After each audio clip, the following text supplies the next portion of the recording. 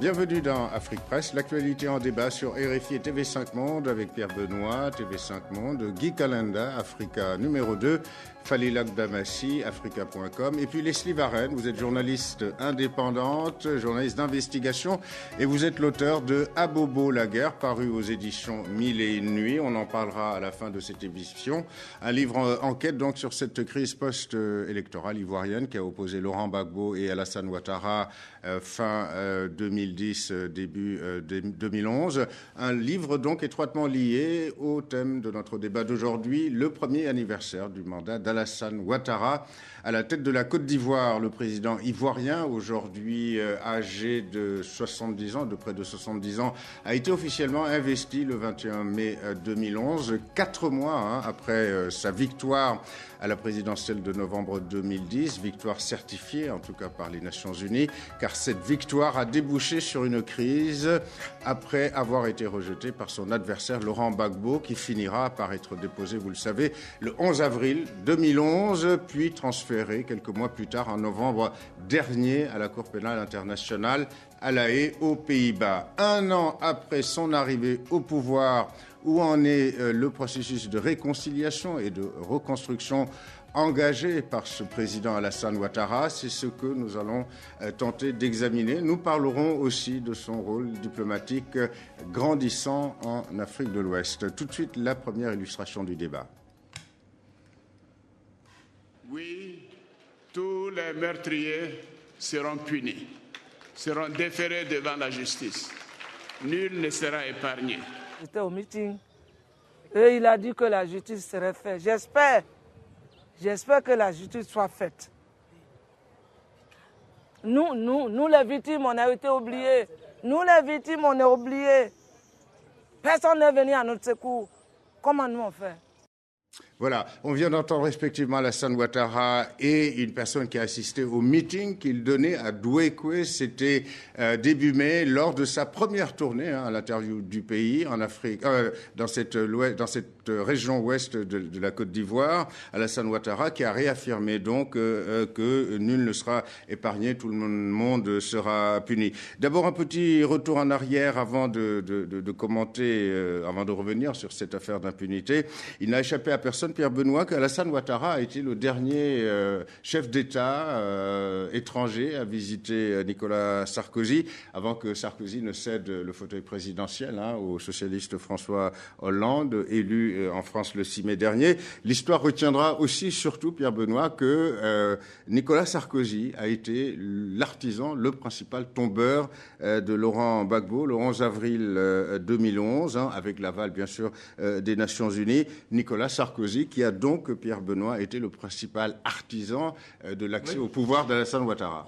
On connaît les liens historiques qui lient les deux hommes. Ce n'est pas étonnant qu'à quelques jours de son départ de l'Élysée, le président Sarkozy ait reçu, mais ça n'a échappé à personne, vous avez bien raison de le souligner, le président Ouattara. Il est clair que dans cette gestion de l'ère Sarkozy dans les relations avec l'Afrique, la Côte d'Ivoire marquera une étape. Je ne sais pas si ça sera un modèle. La Côte d'Ivoire, la Libye. La Libye, non, mais surtout la Côte d'Ivoire, parce que derrière la Libye, finalement, il y a une espèce de répétition, à savoir le schéma couverture diplomatique internationale, Conseil de sécurité et résolution, et puis derrière une intervention militaire voulue par les pays de la région, bien entendu, mais quand même dont l'axe, dont la colonne vertébrale opérationnelle était quand même les forces françaises, la force licorne pour ne pas la nommer, et on verra un peu plus tard dans les discussions qu'elle a été non seulement très active au niveau opérationnel, mais jusque dans les derniers moments, à savoir la chute du bunker du président Gbagbo. Ce qu'il faut dire tout de suite, c'est que de cette époque, il restera sans doute que la France avait tout fait pour que la réconciliation, le blocage entre le nord et le sud du pays soit résolu, parce que historiquement, c'est quand même la plateforme géopolitique la plus importante des relations entre la France et l'Afrique en Afrique de l'Ouest. Alors, Leslie Varenne, les conditions de la chute de Laurent Gbagbo, ce fameux 11 avril 2011, restent controversées. Officiellement, ce sont des troupes ivoiriennes ivoirienne qui l'ont arrêté dans ce palais présidentiel. Vous, dans votre livre, vous donnez une autre version, brièvement. Oui, je donne une autre version. Ce ne sont pas les FRCI qui ont arrêté Laurent Gbagbo. Tout le monde le sait, c'est une lapalissade. Faut que la France arrête de raconter cette fable-là. C'est les soldats français qui ont arrêté Laurent Gbagbo. Vous parlez même du GIGN et le GIGN, et je le maintiens. C'est un point aussi qui est controversé. Alors maintenant, on dit c'est pas le GIGN, c'est les forces spéciales, c'est ceci, c'est cela. C'est les soldats français avec le GIGN qui ont mis de la fumée dans le bunker pour faire sortir, enfin dans le bunker, ce qu'on appelait le bunker. Qui était le sous-sol. Le -2. Comment les moins 2 ou moins 3 étages. Oui. J'ai jamais été, donc je peux pas vous dire. mais qui ont mis de la fumée pour faire sortir les occupants de cet endroit-là et qui ont cueilli Laurent Gbagbo et les résidents et les occupants de la résidence. Voilà. Alors, il y a plus à raconter d'histoire là-dessus. Ça devient pénible. Parce que la légende dit que c'est le commandant Ouattao et le shérif Osman qui donc peut-être serait-il venu pour la photo, juste pour la photo, l'image symbolique. Alors, pour l'instant seulement, Laurent Gbagbo, Guy, a été remis à la Cour pénale internationale pour répondre en partie des 3000 morts provoqués par cette crise post-électorale ivoirienne. Et on a entendu Alassane Ouattara dire à nouveau personne ne sera épargné, tout le monde sera puni, mais aucun des personnes présumées de son camp impliquées dans ces exactions n'est poursuivi, et bon nombre d'entre eux jouissent aujourd'hui non seulement d'une impunité totale, mais de positions absolument exceptionnelles au niveau du pouvoir. Eh bien, je voudrais dire que la lutte contre l'impunité est la grande guerre que Ouattara doit mener s'il veut garder, je dirais, les rênes de ce pays. S'il ne combat pas l'impunité, eh bien, il tombera lui aussi.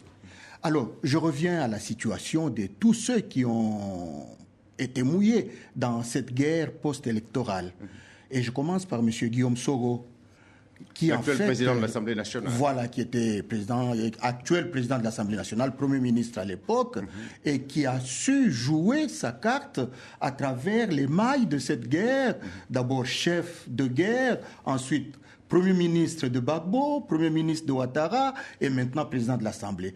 Et je pense que tout cela pour échapper à cette justice. Et je crois que non seulement les Comzones, les chefs de guerre qui ont dirigé l'ouest du pays, Ousmane et autres, les autres, mais même les gens qui sont aujourd'hui ministres, il y en a plein qui sont dans cette grande peur, qui se disent demain ou après-demain, les Américains ou la CPI, eh bien, ils risquent de tomber sur nous et nous prendre. Alors, donc, Falila, est-ce à dire que l'attitude de Ouattara veut dire qu'il n'a pas encore totalement les coudées franches à l'égard de ses amis qui, malheureusement, auraient trempé dans ces crimes, comme dans l'autre camp, comme dans le camp du FPI?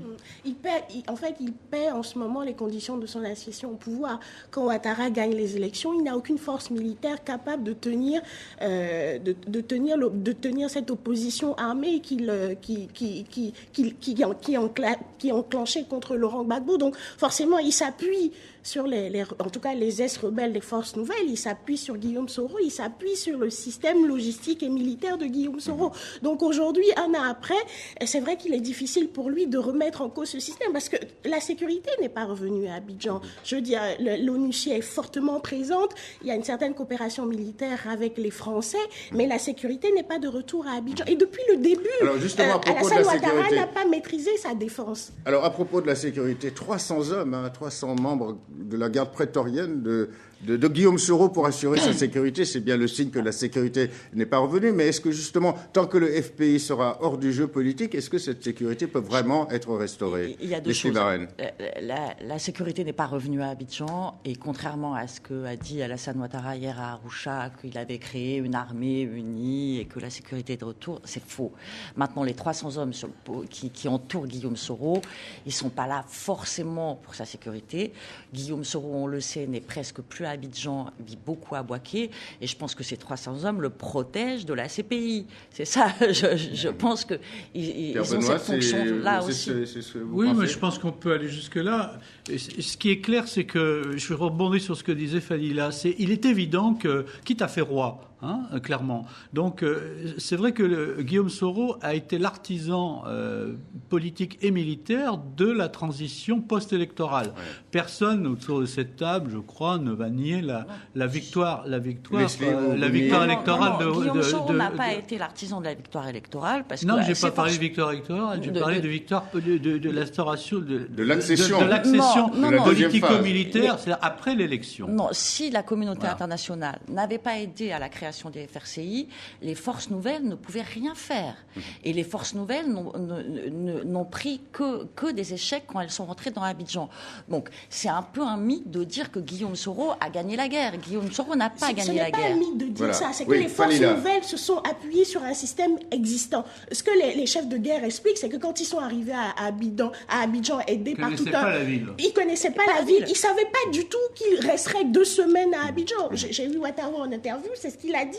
Il a clairement dit, mais on ne pensait pas qu'on avait une résistance, mais en même temps, c'est aussi forte à Abidjan. Donc, effectivement, donc il y a quand même les FN ont été la base, parce qu'il faut bien savoir. Mais tout le monde est d'accord. Tout le monde est d'accord quand même, Pierre Benoît, pour dire que sans les forces françaises, sans les forces de l'OTAN, jamais les troupes de Gbagbo n'auraient été défaites. Ce qui n'a pas été révélé dans le détail, c'est qu'une partie des forces nouvelles a été dégagée des combattants, des maquisards pour dire les choses, a été dégagée dans la dernière année, même un peu avant les élections, a reçu un entraînement militaire de très haute intensité au Burkina Faso. Ils ont formé des unités d'élite. Et le schéma opérationnel de la prise d'Abidjan et de la chute du bunker de Gbagbo a été monté avec les officiers ou les commandants des FRCI, donc ex-forces nouvelles, mais disons forces stratégiques issues des forces nouvelles, et des officiers français. Ouais. Voilà, c'est assez clair, tout le monde le sait.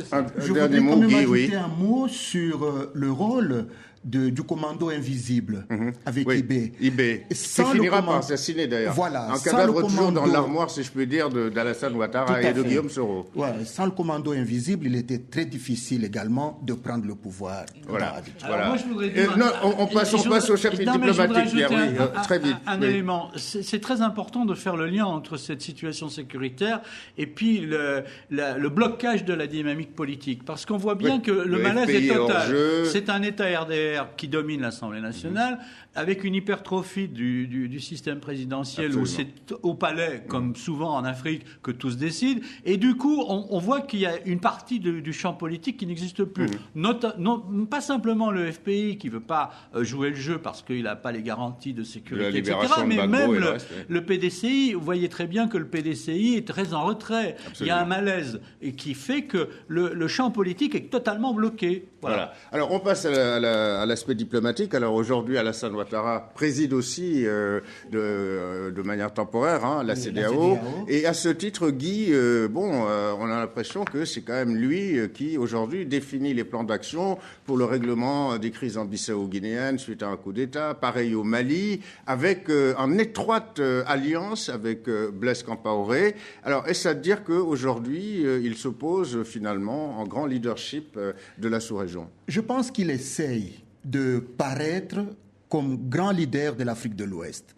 Mais derrière lui, il y a encore toute l'influence des États-Unis et l'influence de la France. Et il tient à ce que les Français le soutiennent par derrière pour que la CEDEAO puisse avoir, comment dirais-je, une sorte de préséance en Afrique de l'Ouest. D'accord. Regardez le cas du Mali.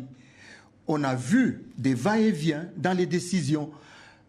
Tantôt la CEDEAO a envoyé des troupes, tantôt les troupes n'étaient pas les bienvenues. Une fois Sanogo est président de la transition, une autre fois Sanogo ne peut rien faire. Il y a eu plein de rebondissements. Plein de rebondissements et finalement Sanogo... Alors, donc il n'a pas encore véritablement... Il n'a pas encore véritablement la main. Voilà, donc il n'a pas entre Abidjan et le Burkina Faso. On avait le sentiment que les choses, enfin la crise politico-diplomatique se jouait à Abidjan, en tout cas que c'était là que ça se passait. On a eu à d'autres moments l'impression que c'était à Ouaga. Voilà. Alors donc je me résume. À l'intérieur du pays, Alassane Ouattara doit adosser sa politique, doit tenir compte de Guillaume Soro. À l'extérieur, sa politique, finalement, sous-régionale, est adossée sur celle du président du Burkina Faso. On peut traduire les choses comme ça, je pense que c'est plus complexe que ça et qu'il me semble qu'en ce moment, il y a de l'eau dans le gaz entre Alassane Ouattara et Blaise Compaoré. Et je pense qu'ils ne sont pas d'accord pour résoudre la crise malienne. Sur la méthode. Déjà sur la méthode. Comment ? Je pense sur la méthode. Dans un premier temps, Alassane Ouattara essaye de redonner les mêmes recettes de cuisine. On part en guerre, on envoie des troupes, on bloque les fonds, on gèle les fonds, on fait des sanctions économiques, etc. Le schéma ivoirien. Schéma ivoirien qui a été une catastrophe, mais on le remet au goût du jour. Et puis, 2 jours après, on revient sur ce qu'on a dit. Je pense que là, il y a tout un jeu de rôle avec Blaise Compaoré qui n'a pas tout intérêt à faire que la Côte d'Ivoire remarche. Il perd beaucoup d'intérêt à ça, Blaise Compaoré, d'une part. Et ensuite, il n'a pas non plus intérêt à laisser le leadership à Alassane Ouattara sur l'Afrique de l'Ouest, alors que pendant 10 ans, et pendant les 10 ans de crise, c'était Blaise Compaoré qui avait le maître du jeu, tout à fait. Et il le demeure quand même largement. Alors, Falila, en dehors de Blaise Compaoré, est-ce que les autres dirigeants, justement, de la sous-région, je pense aux francophones, ne parlons pas du Nigeria qui est confronté à un casse-tête et peut-être un président que l'on qualifie de faible, mais est-ce que les autres dirigeants d'Afrique francophone sont sur la même longueur d'onde qu'Alassane Ouattara? En tout cas, ouvertement, personne ne le conteste. Pas plus qu'ouvertement, personne ne conteste Blaise Compaoré sur le dossier malien ou le dossier de la Guinée-Bissau. Absolument, mais il faut dire quelque chose, c'est que la crise malienne, ce n'est pas un cadeau. Et je pense que dès le début de cette crise malienne, il y a eu un déficit d'appréciation. Je ne sais pas ce que les diplomaties ivoiriennes et burkinabées ont exactement fait au Mali, mais on se rend compte, vu l'évolution de la situation, qu'il y a eu un déficit d'appréciation dès le début. En même temps, est-ce que... Et donc je rebondis sur ce que j'ai dit tout à l'heure, la crise malienne, ce n'était pas un cadeau. Parce que je pense qu'Alassane Ouattara n'était pas préparé à gérer ce qui se passe aujourd'hui. On a pensé que c'était un simple coup d'État. Oui, on a pensé que ce n'était pas un simple coup d'État. On n'a pas envisagé, on n'a pas réfléchi aux conséquences géopolitiques. Et encore une fois, je me dis à quoi nos dirigeants africains pensent, à quoi ils n'ont pas pris en compte tous les enjeux politiques de ce qui se passe. On est en train d'avoir au milieu de l'Afrique de l'Ouest un État qui a... Oui, voilà. Et ça menace la sécurité de toute la région. Et je pense encore une fois, pour une première sortie diplomatique, en tout cas à l'échelle sous-régionale, c'est un véritable échec de ce point de vue. Justement, Guy, avant de redonner la parole à Leslie, vous avez évoqué que la politique, je dirais, volontariste, allez, soyons gentils, d'Alassane Ouattara en Afrique de l'Ouest est influencée peu ou prou par la France. C'était la France de Nicolas Sarkozy ou alors c'est la France dans sa globalité? Est-ce que ça va se poursuivre sous François Hollande? Ça va être les mêmes types d'influences? Je dis tout de suite que c'est le souhait d'Alassane Ouattara que cette force de la France soit derrière lui, même après le départ de Sarkozy. J'avoue que pendant tout le règne de Sarkozy, eh bien, la France a dirigé de main de maître la politique de l'Afrique de l'Ouest. Et maintenant qu'on a François Hollande et qui a le devoir de faire, je dirais... d'avoir une relation normale. Normale, hein, parce qu'il est président normal, une relation normale avec l'Afrique de l'Ouest, eh bien, Ouattara a tout le devoir, je ne dirais même pas l'intérêt, mais il a le devoir de venir négocier que la France reste derrière lui. Leslie, Varenne? Oui, je pense que Ouattara a tout intérêt à ce que la France reste derrière lui, puisque pour l'instant, c'est sa seule armée et que c'est la licorne qui lui amène sa sécurité. Avec l'armée burkinabé, quand même. Oui. Alors, justement, ça, c'est un autre problème, puisque la garde prétorienne d'Alassane Ouattara est faite de soldats prêtés par Blaise Compaoré et de soldats burkinabés. Maintenant qu'il y a de l'eau dans le gaz avec Compaoré, je pense que... ça va quand même pas jusqu'à la rupture, quand même. On comprend. C'est comme dans tous les ménages, il y a parfois de l'eau dans le gaz. Non, mais moi, je comprends ce que disait Fadila, parce que pendant qu'on voit les tensions et la non-solution de la dimension post-électorale, la réconciliation au Burkina, il y a la situation au Mali, en Mauritanie, le système est encore un peu instable, il y a une transition qui s'est... Dieu soit loué, bien passé au Sénégal, mais pendant la Guinée-Conakry qui n'est toujours pas résolue, pendant que tous ces champs nationaux sont en crise, eh bien, il y a une situation évolutive et absolument ingérable, avec une guérilla historique, l'Azawad, la guérilla Touareg, le MNLA, etc., qui a fait une alliance, on ne sait plus qui dirige, qui a mangé l'autre, et une alliance d'opportunité. Oui. Non, mais c'est très important parce que on est toujours en train de faire une espèce, c'est une vision un peu manichéenne et très européenne, une espèce de dichotomie entre l'islam piété, l'islam culturel, etc., et puis les islamistes radicaux influencés par Al Jazeera, Al-Qaïda, etc. Al Jazeera influence aussi, je reconnais. Lapsus intéressant. Et donc, tout ça est une vision qui donne pas la réponse dynamique par rapport à une crise qui est absolument très très rapide. Alors, un dernier mot sur l'année diplomatique d'Alassane Ouattara. Sur la crise malienne, la CEDEAO a pris la main. C'est un peu incompréhensible parce que la CEDEAO et les pays de la CEDEAO ne sont pas les seuls concernés. Donc, le problème du blocage de l'UA en ce moment est un vrai problème puisque c'est l'UA qui devrait avoir en ce moment la main sur... et d'ailleurs, c'est la recommandation qui a été faite par François Hollande. Voilà. Je ne l'avais pas entendu. C'est absolument. Le patron de l'Union africaine était à Paris cette semaine parce que ça a été le cœur des entretiens. Et c'est ce que leur a recommandé François Hollande, au lieu de dire « nous allons prendre les dispositions à votre place auprès de l'ONU » comme on le faisait par le passé. Voilà. On passe au dernier volet de ce débat, c'est-à-dire donc l'engagement d'Alassane Ouattara à reconstruire la Côte d'Ivoire après plus d'une décennie d'une économie plombée. L'illustration du sujet. Il est évident que tout ne va pas se faire d'un coup parce que certaines mesures de fond vont mettre du temps à impacter sur la vie des populations, mais incontestablement, on se rend compte que quelque chose a changé. Les exigences des populations ivoiriennes, des masses ivoiriennes, ont besoin d'être satisfaites maintenant. La question fondamentale, c'est la question de l'emploi, qui reste une des questions essentielles que ce gouvernement doit affronter. Voilà, Falila, brièvement, on vient d'entendre deux Abidjanais s'exprimer sur l'évolution des choses. Un qui dit, bon, on ne peut pas tout changer, mais il y a quand même des choses qui avancent. Alassane Ouattara parie sur un taux de croissance de 8%, alors que le PIB, c'était presque moins 6% à la sortie de la crise. Alors, est-ce que c'est tenable ou pas ? En tout cas, s'il l'a dit, c'est qu'il le pense, en tout cas qu'il l'espère. C'est un brillant économiste. Oui, c'est un brillant économiste. Donc, banquier. S'il y a un domaine dans lequel on peut dire que la Côte d'Ivoire, a priori, n'a pas de problème, c'est bien en matière d'économie. Parce que l'un des arguments du candidat Alassane Ouattara, c'est ça, c'est que je vais redresser le pays parce que je suis un économiste moi-même, que j'ai des réseaux, etc., etc. Et on le voit bien. Les Abidjanais disent tout le temps qu'on voit que la ville est en train d'être construite, les petits... Donc ça marche. Ça commence à marcher. Ça ne marche pas, mais ça a l'air comme ça de marcher, parce qu'il y a des petites modifications. Mais évidemment, ça ne peut pas marcher c'est du jour au lendemain, en une année. D'accord. Pierre Benoît, brièvement, juste sur la réforme du cacao, ça marche ou ça marche pas ? Ça va dans le bon sens ? Ça va dans le bon sens, parce que mécaniquement, la filière, d'ailleurs, elle ne s'est jamais arrêtée. Elle a été reconstruite, mais sur la base d'une non-transparence qui reste quand même un gros problème. Je ne sais pas si les comptes de l'État sont capables, si la comptabilité nationale est capable de faire un état des lieux du commerce du cacao. Voilà qui est sévère. Alors, Leslie Varenne, les détracteurs de Alassane Ouattara lui reprochent d'avoir offert, en bon libéral qu'il est d'ailleurs, la Côte d'Ivoire, je dirais, aux investisseurs étrangers, en particulier à la France. Faux ou vrai, est-ce que c'est un problème dans une économie globale ?